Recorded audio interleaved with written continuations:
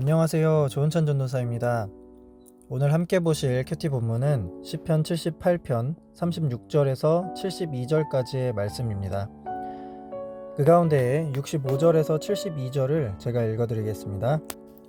그때에 주께서 잠에서 깨어난 것처럼 포도주를 마시고 고함치는 용사처럼 일어나사 그의 대적들을 쳐 물리쳐서 영원히 그들에게 욕되게 하셨도다. 또 요셉의 장막을 버리시며 에브라임 지파를 택하지 아니하시고 오직 유다 지파와 그가 사랑하시는 시온산을 택하시며 그의 성소를 산의 높음같이 영원히 두신 땅같이 지으셨도다. 또 그의 종 다윗을 택하시되 양의 우리에서 취하시며 젖 양을 지키는 중에서 그들을 이끌어내사 그의 백성인 야곱 그의 소유인 이스라엘을 기르게 하셨더니 이에 그가 그들을 자기 마음의 완전함으로 기르고 그의 손의 능숙함으로 그들을 지도하였도다. 그는 한결같은 마음으로 그들을 기르고 슬기로운 손길로 그들을 인도하였다. 아멘. 이제 저와 말씀을 살펴보겠습니다. 우리가 지난주에 살펴본 시편 78편 1절에서 8절은 선조들에게 전수받은 신앙을 잘 지키고 후대에도 그것을 잘 전함으로써 이스라엘이 과거 조상들의 죄를 되풀이하지 않고 하나님의 율법을 잘 지킬 것을 당부하는 말씀입니다. 그리고 9절부터 72절까지는 이스라엘 선조들이 하나님의 말씀을 잊고 죄를 지으며 살다가 징계를 받은 내용과 그러한 이스라엘에게 계속해서 구원의 은혜를 베푸시는 하나님의 자비하심을 대조적으로 보여주고 있습니다.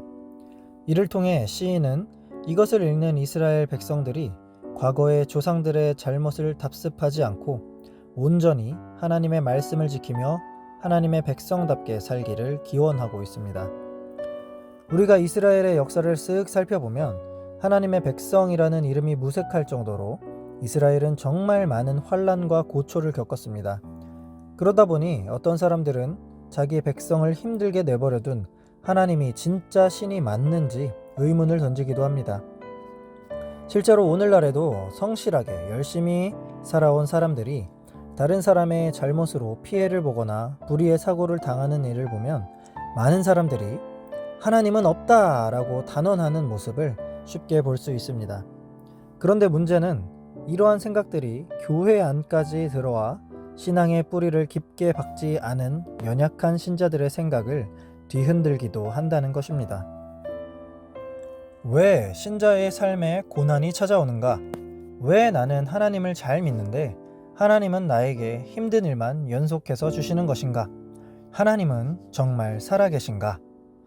이러한 생각들이 오늘날 교회에 파고들었고 특별히 미성숙한 신앙인들을 괴롭히는 단골 주제가 되었습니다. 그렇다면 우리가 생각해 볼 것이 하나 있습니다. 과연 우리가 신앙인임에도 불구하고 삶에서 계속되는 고난을 마주하는 이유가 무엇일까요?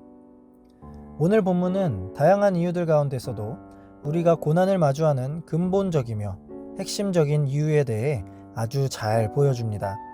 그 이유는 한마디로 이스라엘의 불순종에 있습니다. 본문 12절부터 55절까지를 쭉 살펴보시면 이스라엘의 광야 생활에 대해 요약하고 있는데요. 하나님께서는 열재앙을 통해 이스라엘을 애굽에서 건져내시고 광야로 인도하시며 홍해를 가르셨고 물을 주셨으며 만나와 메추라기를 내리셨고 불기둥과 구름기둥으로 끝까지 그들을 지키고 보호하셨습니다. 그러나 이스라엘은 자기들이 힘들고 지칠 때마다 하나님을 원망했죠.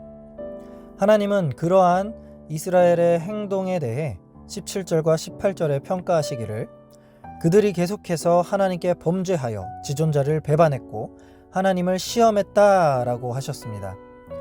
22절에서도 그들이 하나님을 믿지 아니하며 그의 구원을 의지하지 않았다라고 말씀하셨죠.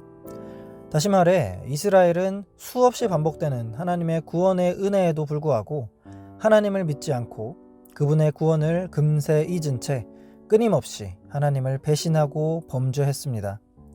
40절과 41절에 기록된 것처럼 이스라엘의 이러한 반복적인 불순종과 시험은 하나님을 매우 슬프게 만들었고 결국 하나님을 진노하게 만들었습니다.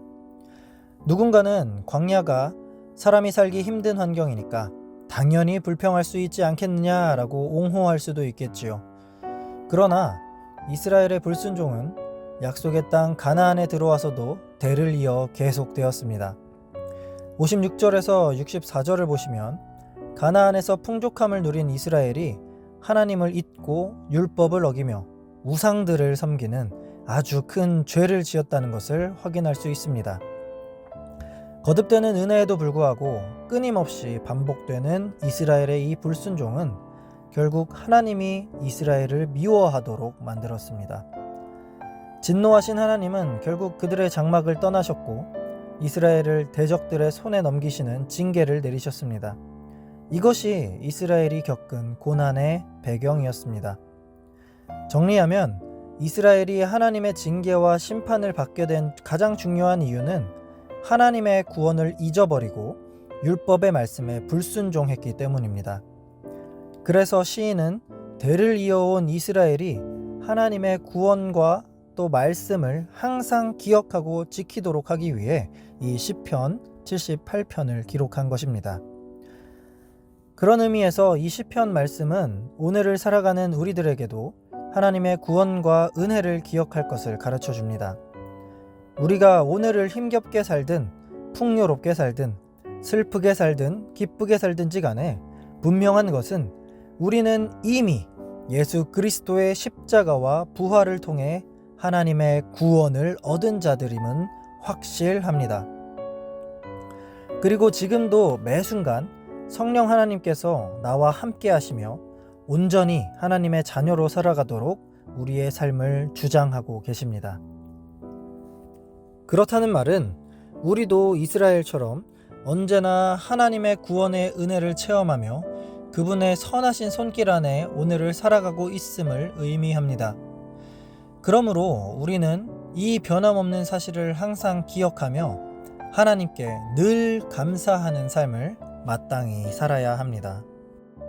사랑하는 영신의 가족 여러분, 구원받은 우리 역시 이스라엘 백성처럼 힘든 광야의 시험이 닥쳐올 때가 있습니다. 이때 많은 사람들은 고난의 결과를 주신 하나님을 원망하겠죠. 그러나 여러분, 우리의 끝은 고난이 아닙니다. 우리의 결과는 구원이며 우리는 이미 이것을 하나님께 받았다라는 사실을 반드시 기억해야 합니다. 고난이 나에게 닥쳤습니까? 그렇다면 구원을 주신 하나님께 왜 나에게 고난을 주셨습니까? 라고 따질 것이 아니라 내가 혹시 하나님께 시험했던 것은 없었는지, 내가 계속해서 하나님께 죄를 범하고 있는 것은 아닌지 나 스스로를 돌아볼 필요가 있습니다. 구원의 은혜를 잊고 하나님의 말씀에 대한 사랑이 약해질 때에 그때는 나도 모르게 하나님 앞에 불순종하는 연약한 존재가 바로 우리들이기 때문입니다. 그러므로 고난 중에도 우리가 하나님 앞에 보여야 할 자세는 왜 우리에게 이런 고난을 주십니까? 라며 하나님을 원망하는 것이 아니라 고난당에 마땅한 나를 구원해 주신 하나님께 감사합니다 라는 삶의 자세입니다. 우리는 비록 우리의 죄로 인해 잠깐 고난을 당하거나 때론 징계를 받지만 궁극적으로 하나님은 당신의 마음으로 우리를 완전하게 기르시고 그분의 손에 능숙함으로 우리를 지도하시고 인도하시는 구원의 하나님이심을 꼭 기억해야 합니다. 이것을 믿으시고 감사하는 삶으로 주님께 영광 올려드리는 영신의 모든 성도님들 되시기를 간절히 소망합니다. 이 시간 함께 기도하실 때 먼저 오늘 말씀 묵상한 것처럼 우리의 죄를 돌아보고 우리를 그럼에도 불구하고 구원해 주신 하나님께 감사하는 그러한 시간 됐으면 합니다. 그리고 특별히 현재 러시아와 우크라이나 사이에 일어난 전쟁에 하나님께서 깊이 개입하셔서 그들의 고통을 헤아려 주시고 하나님의 선하신 뜻 가운데 속히 평화를 허락해 달라고 함께 기도하겠습니다. 이렇게 기도하시고 각자의 기도 제목으로 하나님께 나아가겠습니다.